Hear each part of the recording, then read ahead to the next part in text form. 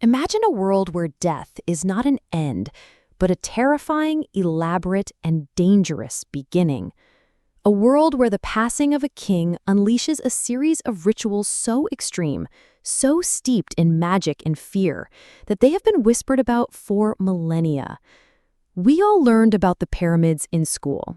We saw the golden masks and the serene-looking sarcophagi, but we were never taught the full story. We were never told what truly happened in the shadows of those great monuments, in the moments after a god on earth took his final breath. What you are about to hear is the story of that journey, a journey that demanded more than just gold and prayers. It demanded the body, the soul, and sometimes even the lives of others. This is the story of the pharaoh's final passage, and the horrific death rituals you were never taught in school. When a pharaoh died, Egypt didn't just lose a ruler. It lost a god.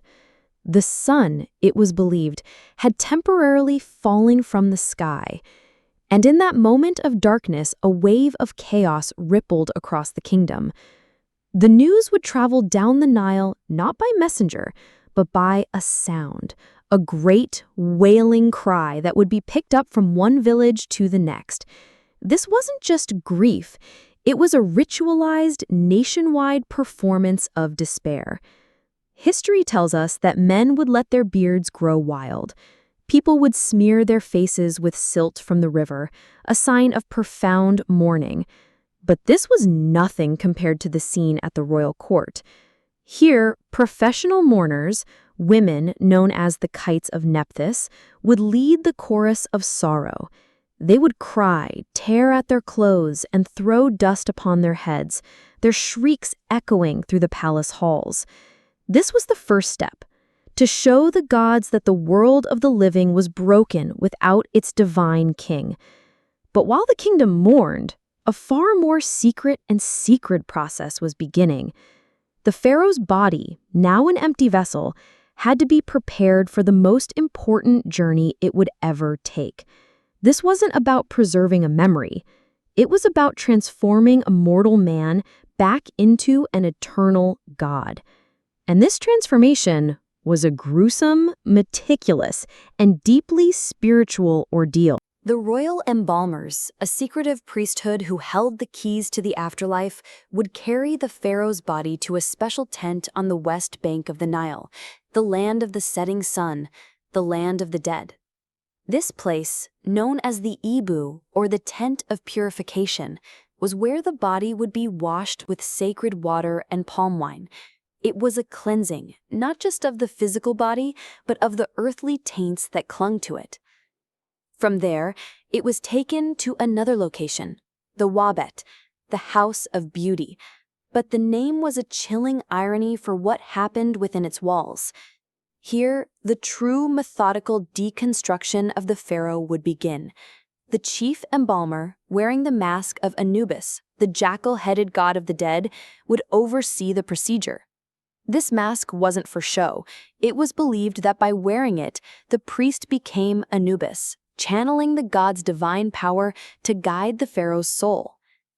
The first step was the one most of us have heard about, but the reality was far stranger than the stories.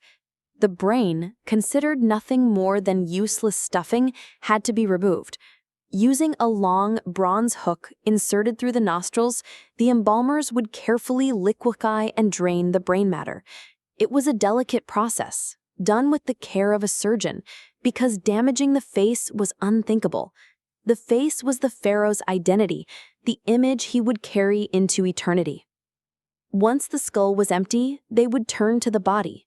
A small, precise incision was made on the left side of the abdomen. Through this opening, the embalmers would reach in and remove the internal organs, the stomach, the intestines, the liver, and the lungs. Each organ was vital for life on Earth, but a dangerous liability in the afterlife. They were believed to be the first parts of the body to decay, and decay was the ultimate enemy of immortality. Only one organ was left inside, the heart. The Egyptians believed the heart was the seat of intelligence, emotion, and memory. It was the record of a person's life. In the afterlife, the pharaoh's heart would be weighed on a scale against the feather of Ma'at, the goddess of truth and justice. If the heart was heavy with sin, it would be devoured by a terrible monster, and the pharaoh's soul would be obliterated forever. So the heart remained, a silent witness to his life, waiting for its final judgment. The removed organs weren't simply discarded, they were sacred. They were carefully washed, dried, and packed into 4 special containers known as canopic jars. Each jar was protected by one of the 4 sons of the god Horus, celestial guardians who would safeguard the pharaoh's viscera for all time. With the body now hollowed out, the long, silent process of purification began. The embalmers would pack the empty torso with bags of a special salt called natron. The entire body was then buried in a massive pile of this same salt, a naturally occurring substance found in the dry lake beds of Egypt. For 40 long days, the pharaoh lay buried in this salt, as the natron slowly and relentlessly drew out every last drop of moisture. It was a process that desiccated the body, killing the bacteria and stopping the decay, preserving the flesh in a hardened, leathery state. Imagine the silence of that tent. For 40 days and 40 nights, the future of the Egyptian cosmos lay buried in a mound of salt, shrinking, hardening, becoming something no longer quite human. After this long wait, the body was removed, now feather-light and brittle. It was cleaned one last time, and the skin was anointed with a cocktail of sacred oils and resins, scents meant to please the gods and give the skin a lifelike suppleness. The empty cavity of the torso was filled with linen, sawdust, and more scented resins to restore its shape. The incision was sewn shut and covered with a sacred wax seal, often depicting the protective eye of Horus. Then came the final stage, the wrapping. This was not a simple act of bandaging a body. It was a complex, magical ritual that took over 2 weeks to complete. Hundreds of yards of the finest linen were used. As each strip was wound around the limbs and torso, a priest would recite magical spells and incantations, weaving a net of divine protection around the pharaoh. Between the layers of linen, the embalmers would place dozens, sometimes hundreds, of magical amulets, scarab beetles for rebirth, ankh symbols for life, and jed pillars for stability. These weren't just decorations, they were a spiritual armor designed to protect the pharaoh from the demons and monsters he would face in the underworld. His fingers and toes were individually wrapped, and golden caps were placed on them to prevent them from being damaged. Finally, the head was wrapped, and the iconic golden funerary mask was placed over the face.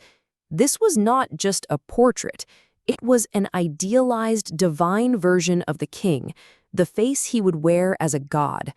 A final, large shroud was wrapped around the entire body, secured with linen bands, and the pharaoh, now a mummy, was complete. The transformation was over. But preserving the body was only one part of the plan. The pharaoh could not travel to the afterlife alone. He was a king. He needed his court, his guards, his servants, and his concubines. And in the earliest days of the Egyptian empire, this belief led to one of the most chilling and brutal practices in the ancient world, a practice that was deliberately erased from later histories. Archaeologists excavating the ancient royal tombs at Abydos, the burial place of Egypt's first pharaohs, discovered something deeply disturbing. Surrounding the main tomb of the king, they found hundreds of smaller, subsidiary graves. They weren't the graves of nobles who died over many years. They were all buried at the exact same time, in a single, massive funeral ceremony. Inside were the skeletons of courtiers, soldiers, and servants. Analysis showed no signs of violence. There were no marks on the bones, no signs of a struggle. Instead, evidence suggests they all died willingly, or at least peacefully, likely from a poison administered in a final ceremonial drink. Think about that for a moment. An entire retinue of people walking calmly into a tomb, taking their designated places around their king, and then drifting into an eternal sleep, believing that they would awaken in the afterlife to continue their service. It was a form of human sacrifice on a scale that is hard to comprehend. The tomb of King Jur, one of the earliest pharaohs, was surrounded by over 300 of these retainer graves. His entire court was buried with him, a silent, skeletal army waiting to serve their master in the great beyond. This wasn't seen as murder, it was seen as a necessity. The pharaoh's journey required a fully staffed palace, and these people were the chosen few, the ones whose loyalty extended beyond the grave. This horrific practice didn't last forever. As Egyptian theology evolved, a more symbolic solution was found. The idea of sacrificing actual people became seen as wasteful, and perhaps, even to them, a little barbaric. So they created a magical substitute, small, mummiform figurines called shabtis. These shabtis were inscribed with a spell from the Book of the Dead. The spell commanded the figurine to answer if the pharaoh was ever called upon to do manual labor in the afterlife, to plow the fields or irrigate the canals. The inscription read, "O Shabti, if the deceased is called upon to do any work, you shall say, 'Here I am.'" Wealthy pharaohs were buried with hundreds of these shabtis, one for every day of the year, plus overseers to manage them. They were a magical workforce, a way to ensure comfort and status in the next life without the grim reality of retainer sacrifice. It was a clever and far more humane evolution of a dark and ancient tradition. With the pharaoh mummified and his afterlife entourage secured, either in person or in magic, the final funeral procession could begin. The mummy was placed in a series of nested coffins, like Russian dolls of divinity, each one more ornate than the last. The final sarcophagus, often carved from a single block of stone, was a fortress for the soul. The coffin was transported on a funeral barge down the Nile, a grand and solemn spectacle. When it reached the necropolis, it was placed on a sledge drawn by oxen, and the long, slow procession to the tomb began. But before the tomb was sealed, one last, bizarre ritual had to be performed. It was called the opening of the mouth ceremony. The new pharaoh, the old king's heir, would take a special adze, a ceremonial tool, and touch it to the mouth, eyes, ears, and nose of the mummy's coffin. This magical act was believed to reanimate the pharaoh's senses. It allowed him to speak, see, hear, and breathe again in the afterlife. It was the final flick of the switch, turning the inert mummy into a living spirit, ready to eat the food, drink the wine, and enjoy the treasures left for him in his tomb. And what a tomb it was! A pyramid or a hidden chamber in the Valley of the Kings was not just a burial place. It was a machine for resurrection, an eternal palace. The walls were covered from floor to ceiling with spells and scenes from the Book of the Dead, a magical map to navigate the perils of the underworld. The tomb was filled with everything the pharaoh would need for eternity: furniture, food, wine, clothes, weapons, and chariots. It was a perfect copy of his life on earth, made permanent. False doors were carved into the walls, magical portals through which his spirit, or Ka, could travel back and forth from the world of the dead to receive offerings. And of course, there were the curses. We've all heard the stories of the curse of King Tut's tomb. While mostly exaggerated, the Egyptians did place protective spells and warnings on their tombs. They were desperate pleas and terrifying threats aimed at anyone who would dare disturb the eternal rest of a god.